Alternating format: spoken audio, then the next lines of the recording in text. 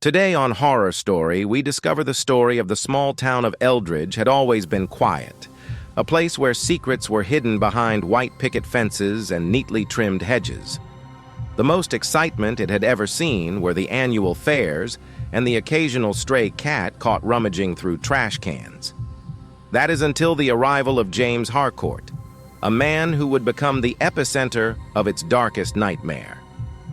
James had moved into an old Victorian house on the outskirts of town. The house had been abandoned for decades, a crumbling monument to a bygone era. Neighbors whispered about its history, but few paid it any mind. To James, it was perfect, a place to disappear, to create a world where he was both the master and the executioner. James had a plan that was as elaborate as it was horrifying. Over several months, he meticulously studied the town's routines and mapped out his dark scheme. He knew every child's name, their routines, their favorite places to play. In a grotesque ballet of malevolence, he lured them into the house one by one. It started with a missing child report. A few days later, another went missing. The townspeople grew anxious, but James was always one step ahead. He would leave just enough of a trail to keep the investigation on a wild goose chase. By the time the authorities understood the true scale of the horror, it was too late. One by one, the children disappeared, their families shattered, their lives reduced to unanswered prayers and hollow-eyed despair.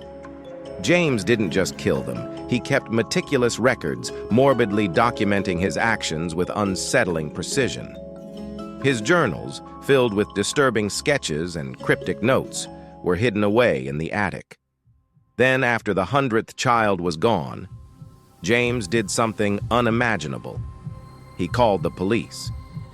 The call came in the dead of night, a calm voice on the other end of the line. "I need to report a crime," James said, his voice eerily composed. "I've killed 100 children. They're all in the house at 127 Briar Lane. I can't live with what I've done anymore." The dispatcher, initially dismissive, thought it was a cruel prank. But the calmness in James's voice was chillingly convincing. Within minutes, a squad car was dispatched. The officers arrived at the Victorian house, their flashlights cutting through the darkness like knives. The scene they encountered was something out of their worst nightmares. The interior of the house was a labyrinth of horror. The walls were covered with grim graffiti, and the floors were stained with evidence of unspeakable atrocities. The police found the bodies of the children arranged in grotesque displays that defied logic and decency. The house reeked of death and despair, each room telling a different part of the horrifying tale.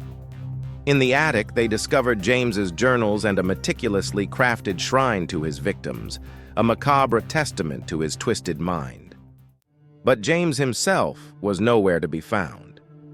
They searched the house and surrounding grounds, but he had vanished.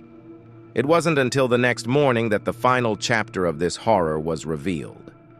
James's body was discovered in the local park, hanging from a tree.